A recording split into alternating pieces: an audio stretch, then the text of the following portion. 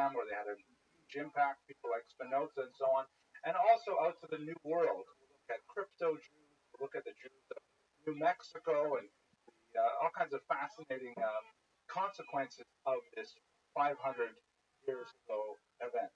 So that's basically what we're planning to do for the entire year. Any questions or arguments at this point? Not yet. Good. I'm really excited. So let's get straight to the material. So why is there an exception for the Spartan? Why is there an Iberian exception? I don't know. Hopefully by the end of this term we'll be able to determine some thoughts for ourselves. But let us understand what is unique about Spartan Jewry.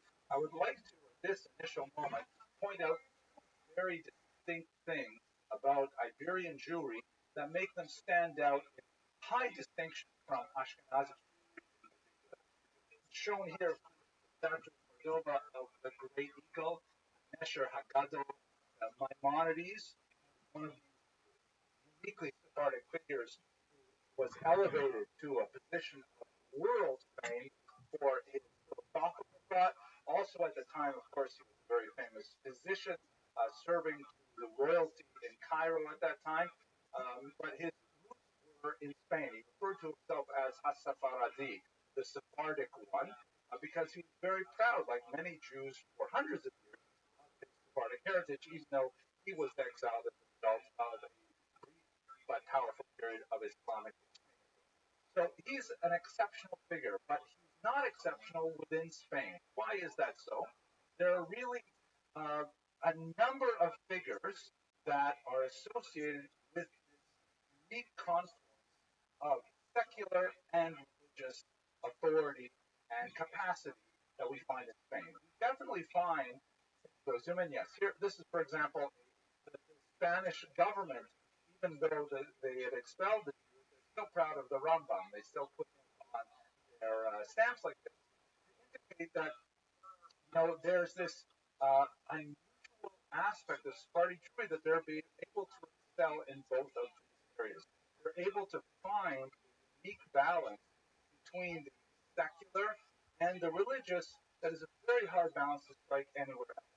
In Ashkenazic lands, you do find Jews who excel in the secular, particularly when you get to the modern period, the Enlightenment, you find an explosion of very prominent in the sciences, in all the humanities, the arts, and so on. But you don't find those people, those Einsteins, as it were, also being Rosh Yeshiva. You don't see them leading major congregations, writing works of religious significance, and so on. But you do find that in Spain. That's a very special thing. We'll look at many of these figures, such as the Rambam, Shmuel ibn Agrela, Yehuda Halevi, go on and on, looking at these figures who excelled in both. It's also not so well known that sometimes their exploration of secular culture was quite surprising by religious standards. For example, the aforementioned Shmuel ibn Agrela, one of the things, by the way, in Islamic Spain, poetry was something that was valued to tremendous status. Like today, we tend to value movie stars, right? Matt Damon, Nick Face. Will Smith. I mentioned Will Smith because a lot of my undergraduates say I have a striking resemblance. But there's we respect these people as creators of high culture. In Spain, it was all about poetry, and the poetry was culturally part of the mainstream to a degree that it's hard for us to even imagine it. They would have poetry slams. They would have parties where they get together. They would have challenge poems where they would see who could make up the best poem on the spot. They would commission poems that would be written, recorded, and be told for the benefit of the masses. And Jews were deep into this poetry, Arabic language poetry, which they innovated using Hebrew meter and rhyme, and vice versa. Hebrew poetry was also significantly advanced by its encounter with the Arabic. And sometimes the subject of those poems, to finish my point, extended into areas that you would be very surprised with. Like, for example, here Shmuel ibn Agrela, who's writing commentaries in the Talmud, and at the same time he's writing drinking poems and writing love poems. Now, this doesn't happen in Lakewood. don't have the Rosh Yeshiva writing love poetry, right? So it's a very, very distinct kind of feature that is not at all unique in Sephardic history. It happens over and over again, where that's considered the mark of excellence, to be able to demonstrate, being a leader in both the secular and in the religious world. Secondly, and perhaps related to that, what is the contrast between Sephardim and the other major ethnic group in the Jewish world, the Ashkenazim, is the degree of insularity. We could look at different points in Jewish history to try to find the origins of this distinction. But for sure, there's a vector for Ashkenazic Jews that looks inward, whereas for Sephardic Jews it looks outward. And perhaps the key date is 1096, the horrendous Rhineland massacres associated with the First Crusade. In those massacres, which occurred in northern Germany, the heartland of what is Ashkenaz, Jews chose, under duress, quite often to commit suicide and even kill their own families, their own children, rather than submit to baptism. This was kind of like a turning point. Many scholars have identified Father Jason, first among them, as this is a special marker for us when we will go mass to the point of giving up our lives. Horrible chronicles from that period. Today we see Haracham prayer every Sunday, which memorializes those martyrs of the 1096 massacres. Ashkenazic Jews, from 1096, but one could argue earlier, begin to look at the outside world as fundamentally toxic, dangerous, and that all things of value must be inward focused, and that Ashkenazic culture pulled within itself, writing commentary upon commentary, so that we look sort of like as an inward turning helix.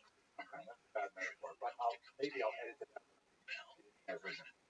Sephardim don't do that. Sephardim, on the other hand, when pressured, and their pressure was to an extreme degree, they begin to find ways of accommodating that pressure. They say, rather than giving up our life, we will find ways of persevering in hiding. Of course, the greatest example of this is Inquisition, which ultimately found its endpoint in the expulsion. This is a picture of a Jew in Inquisition being forced to ritual humiliation, wearing his campanito and the large cap, which is the hat worn to humiliate people who are Judaizing, who obviously have more time to describe it. But for Sephardic Jews, the idea was when we're pressured like this, suicide would be a denial of all of our values. We must find ways to cope with threats by becoming crypto Jews, by hiding what we need to, by maintaining perseverance for generations upon generations. A tremendous level of spiritual heroism in its own right, but that's a strategy of coping with the outside threat. And that's a way of mimicking the outside world, disguising one's true identity in order to adapt to the threat, as for the Ashkenazi Jews will be martyrdom or nothing. It's a very different kind of direction that Ashkenazi and Sephardic Jews go. So there's just a couple of ideas behind the Iberian exception. What I'd like to do over the course of this class is, I've got one more detail. Another difference that is important to remember when we're talking about Sephardic Judaism is the fact that for most of its history, Sephardic Judaism was on the periphery of the Jewish world. And there are a lot of things that you can do when you live on the periphery you can't do if you live in the center. So what is the center? Obviously, in the ancient period, the center would be in biblical Israel.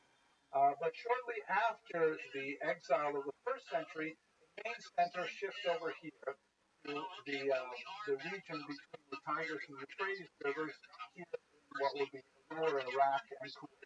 That's where the great Talmud academies are, Surah, a little bit higher up, and the Isa. That's really the main axis around which the Jewish world moves intellectually. Other major centers, of course, would be Alexandria, Cairo, a developing center in Greece, and North Africa, but primarily the center of the Jewish world is over here and even further to Spain is way out here at the other end of the Mediterranean. It's a long sea voyage and longer, harder overland voyage. Spain is quite an ancient today, very far away from the method of adaptation to stress opportunity is quite different from what happens. One of the telling stories of wealth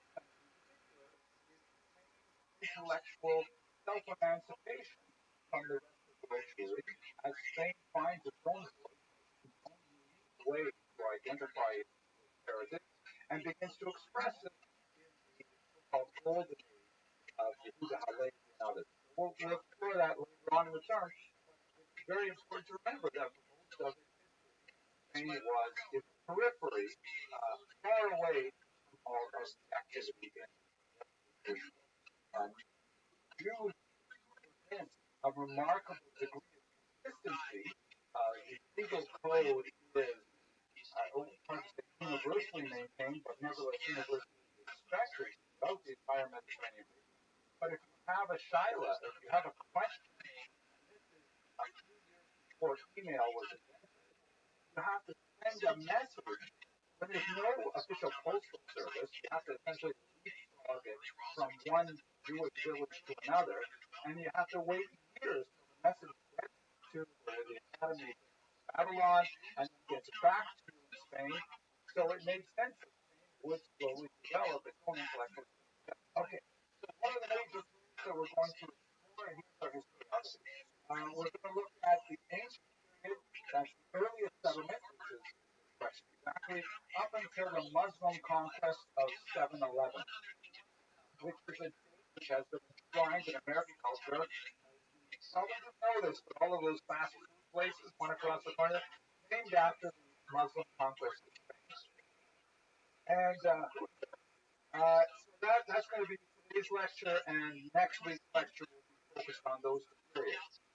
Then we're going to look at the Muslim period, which goes from the early 8th century to a period called the Reconquista, which is broadly defined as several centuries worth of Christian reconquest, and so Reconquista, of the Iberian Peninsula from the Muslims. Over a series of centuries, they're slowly driven to the south.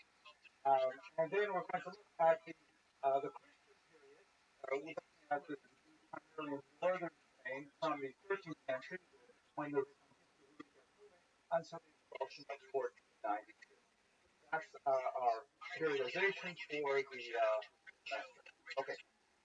Oh my gosh, now we'll go to the real history of the when did these so this entire class is almost completely based on the work of this scholar, Solomon Katz, a native of Buffalo, born in 1909, a war hero. He won the Bronze Star for his and he was, for most of his life, a scholar at the University of Washington.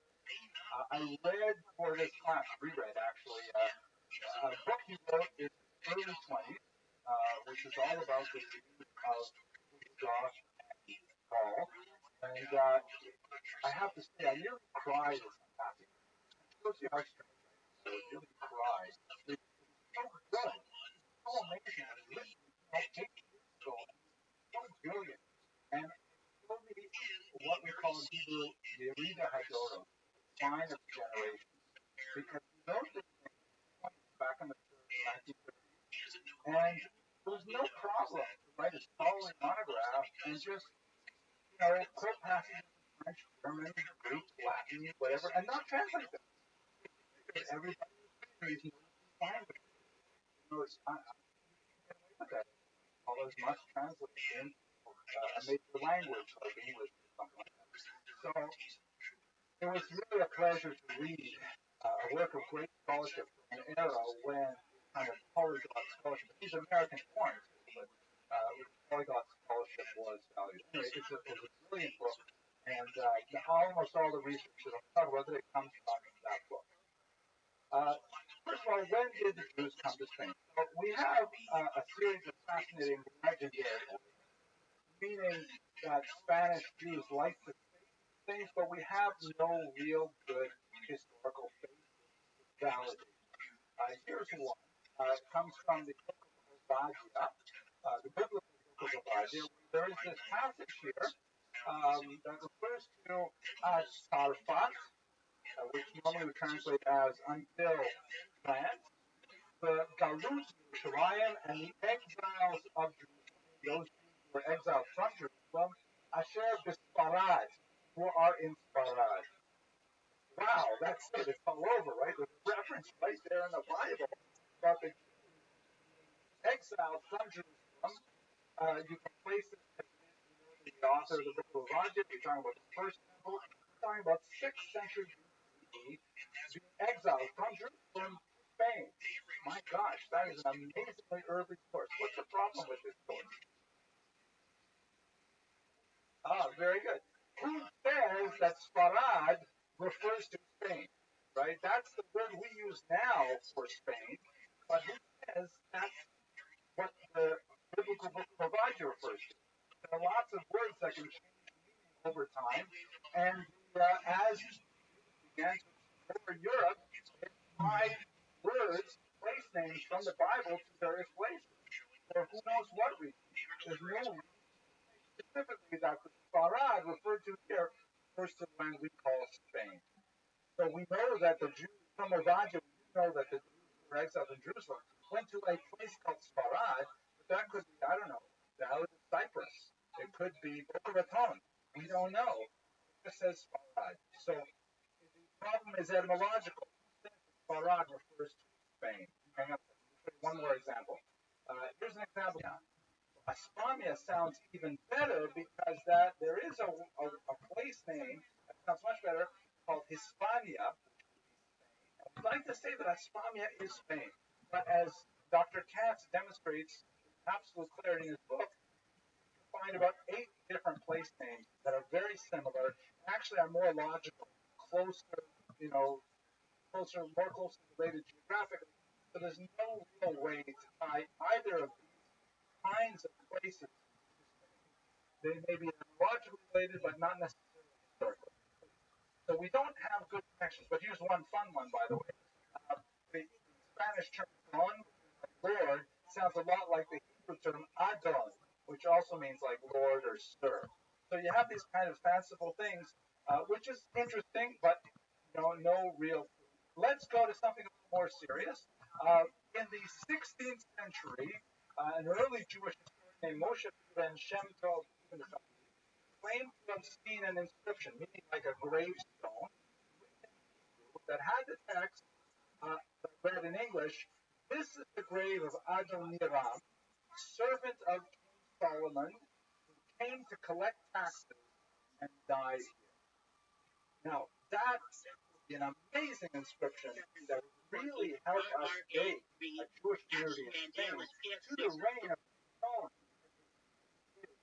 Collecting taxes in Spain, and so much so that we have this rather unusual name, Adoniram, who is actually acting as an envoy. It sounds like it's a really good proof. And in fact, Moshe ben Shem believed this inscription, and he wrote about it. The problem is we've lost the inscription. There are a lot of doubts about the veracity of this account, so it's hard to rely on this sort of statement. Without the inscription existing and without modern standards of evaluating evidence, we just don't know if we can rely on it. It is a suggestion, though, of an origin of Spanish Jewry that goes back perhaps 3,000 years, rather dramatic. Finally, this is our scientifically best and earliest example of Jewish settlement of Spain, and it goes back to a little baby girl in the village of Adra, 18th century, and that's already in the Age of Enlightenment. We have a lot more confidence in the scholarship that happened then. Broken up, and we don't raise Nia, and then there's a little sort of an asterisk, actually a circle. Solomonula, the M from context would be Solomon. An una mens cuatro y una Judea. translates from Latin. Here lies, we assume is what's written there, because the gravestone, some little girl named something ending in Nia, daughter of Solomon, aged 1 year, 4 months, and a day, a Jewess. And this particular inscription, although the inscription itself is lost, the source is fairly reliable.